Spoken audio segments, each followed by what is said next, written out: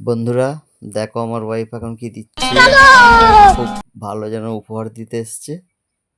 এখন আমায় রান্না করতে হবে। এই আদা রসুন ছিললাম, আলুটাও ছিঁড়ে নিলাম, এই পেঁয়াজটা কাটছি।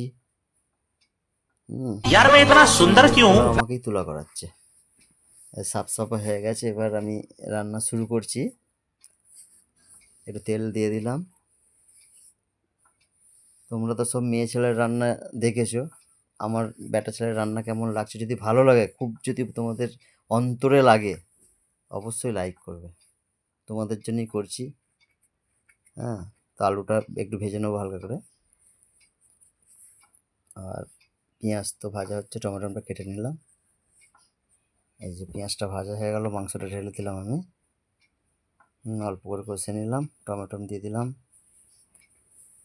আদা রসুনটা দিয়ে দিলাম। আলু ভাজা হয়ে কমপ্লিট, মাংস হয়ে গেছে, মশলাটা ঢেলে দিচ্ছি। হ্যাঁ, লঙ্কা, হলুদ, অল্প জিরে।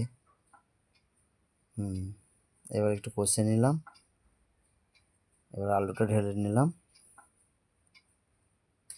তো রান্না শেষ মাথাতেই আছে, তো এই পানি ঢালা হয়ে গেল।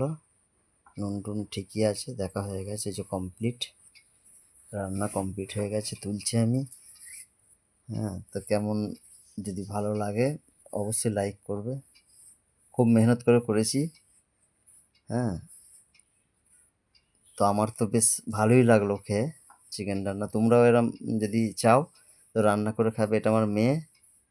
হ্যাঁ,